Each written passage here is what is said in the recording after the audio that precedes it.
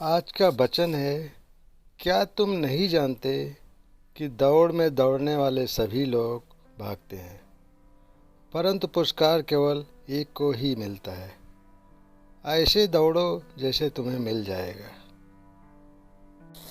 इस दुनिया में लोग बहुत महत्वाकांक्षी हैं। वे अपने जीवन के लिए कुछ विशिष्ट लक्ष्य निर्धारित करते हैं और उस लक्ष्य को प्राप्त करने के लिए दिन रात कड़ी मेहनत करते हैं। इस प्रयास को करते समय उन्हें किसी और चीज़ की परवाह नहीं होती, क्योंकि उनका ध्यान सिर्फ अपने लक्ष्य पर होता है। नेपोलियन बोनापार्ट नामक व्यक्ति की महत्वाकांक्षा पूरी दुनिया को जीतने की थी। इसके लिए उन्होंने दिन रात मेहनत की। इन सब चीज़ों के लिए वह इतनी मेहनत करते थे कि रात में सिर्फ 2 घंटे ही आराम करते थे, और वह भी उसी घोड़े पर बैठे थे जिस पर बैठकर वह दिन रात लड़ते थे। उसकी महत्वाकांक्षा लोगों की जिंदगी बर्बाद कर रही थी, लेकिन इसका अंदाज़ा नहीं था, क्योंकि उसके मन में एक ही विचार था, मैं दुनिया को जीतना चाहता हूँ, मैं दुनिया को जीतना चाहता हूँ। इतने क्रूर और अथक परिश्रम के बाद भी वह अपनी महत्वाकांक्षा को पूरा नहीं कर सका और अंत में उसकी मृत्यु हो गई।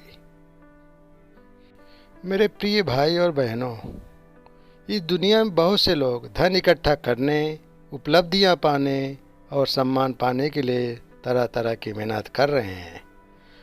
वे जो भी मेहनत कर रहे हैं, उस मेहनत के पीछे उनका मुख्य उद्देश्य अपनी महत्वाकांक्षाओं को पूरा करना है। कुछ लोग ऐसे भी हैं इस दुनिया में जिनकी कोई महत्वाकांक्षा नहीं होती या कोई बड़ा लक्ष्य नहीं होता, लेकिन उनकी कुछ छोटी छोटी इच्छाएं होती है, जिन्हें पूरा करने के लिए वे कड़ी मेहनत करने को भी तैयार रहते हैं।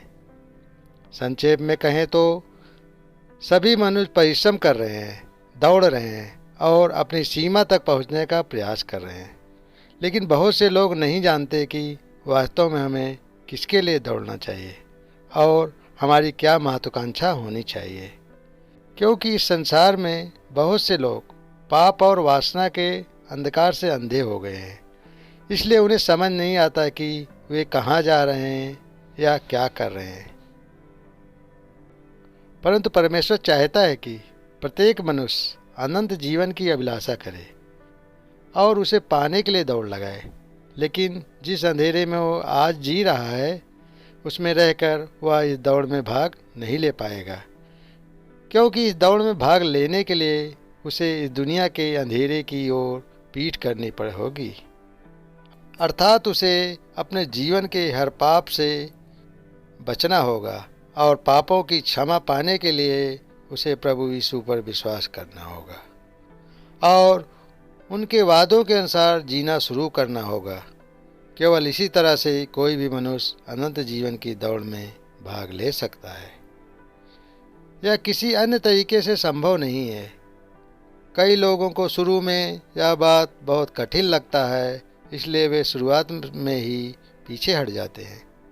कुछ लोगों को थोड़ी दूरी दौड़ने के बाद थकान महसूस होने लगती है, तो वे दौड़ से हट जाते हैं। सबसे पहले जो लोग दौड़ना छोड़ देते हैं, वे अभी भी सांसारिक सुखों, इस दुनिया की चीज़ों या पाप से प्यार करते हैं। यीशु के पास आओ, फिर जैसे ही उन्हें वादों के बारे में पता चलता है, उन्हें विश्वास का जीवन कठिन लगता है, क्योंकि वे यीशु को चाहते हैं और वे पाप को चाहते हैं। लेकिन प्रकाश और अंधकार एक साथ नहीं रह सकते, इसलिए यदि वे किसी पाप को यीशु से अधिक प्यार करते हैं, तो वे यीशु को छोड़ देते हैं, अर्थात वे अपना भाग समाप्त कर देते हैं। एक प्रार्थना समूह में एक विवादित व्यक्ति नियमित रूप से प्रार्थना करने जाता था। कई वर्षों तक वह व्यक्ति उस प्रार्थना समूह में था, लेकिन उसके जीवन में एक भयानक पाप था, उसका एक पराई स्त्री के साथ संबंध। एक दिन प्रार्थना समूह के मुखिया ने उस आदमी से कहा, मैं तुम्हें 2 महीने का समय देता हूँ।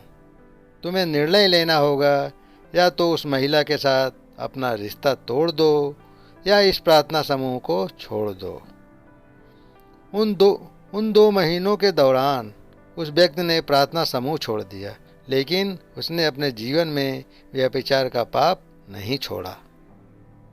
साथ ही कुछ लोग दौड़ में दौड़ना तो शुरू कर देते हैं, लेकिन कुछ दूरी के बाद थक जाते हैं, क्योंकि यीशु पर विश्वास करने और उसके वादों के अनुसार जीने के दौरान उन्हें कई परेशानियों, अपमान और उत्पीड़न का सामना करना पड़ता है।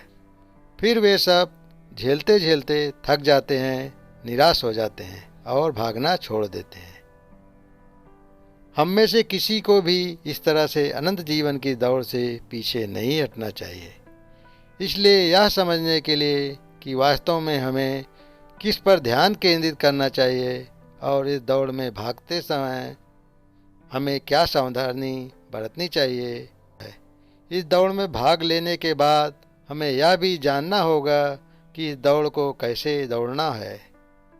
इस दौड़ में भाग लेने का अर्थ है प्रभु यीशु में विश्वास बनाए रखना, पवित्र आत्मा की प्रेरणा से चलना, ईश्वर की आज्ञाओं का पालन करना, पवित्र जीवन जीना, इस दुनिया के सुखों से दूर रहना और ध्यान केंद्रित न करना संसार की क्षणभंगुर चीज़ें, लेकिन स्वर्ग और स्वर्ग की शाश्वत महिमा पर ध्यान केंद्रित करने के लिए।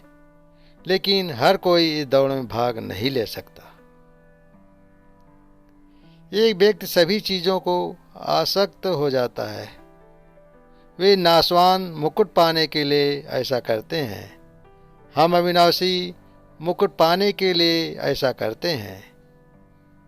इस श्लोक में हमें यह समझने की आवश्यकता है कि इस संसार में आयोजित विभिन्न क्षेत्रों की विभिन्न दौड़ों में भाग लेने वाला प्रत्येक व्यक्ति अपने शरीर और प्राकृतिक आदतों को नियंत्रित करने और सभी आवश्यक आदतें बनाने के लिए लगातार प्रयास कर रहा है,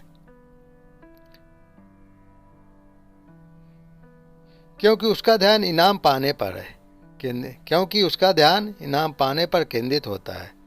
जिस प्रतिफल के लिए वह इतनी मेहनत करते हैं वह नाशवान है, लेकिन भगवान हमें जिस दौड़ में दौड़ने के लिए कह रहा है उसमें जीतने का इनाम शाश्वत है, क्योंकि वह परमपिता परमेश्वर के सानिध्य यानी स्वर्ग तक हमेशा के लिए पहुंच सकेंगे। मेरे प्रिय भाई और बहनों, यदि कोई संसार में नाशवान प्रतिफल को प्राप्त करने के लिए, अपने शरीर को नियंत्रित करने के लिए इतनी कड़ी मेहनत करता है, तो हमें इस शाश्वत प्रतिफल के लिए अपने शरीर को नियंत्रित करने के लिए कितनी अधिक मेहनत करनी चाहिए, जो हमें यीशु के माध्यम से प्राप्त होगा। शाश्वत स्वर्ग, इस पर गंभीरता से विचार करें।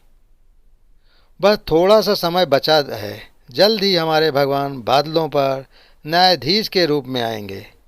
दौड़ से पीछे ना हटें, यीशु में अपना विश्वास मजबूत रखें। अपने जीवन में ईश्वर की इच्छा पूरी करते रहें। धन्यवाद। आमीन।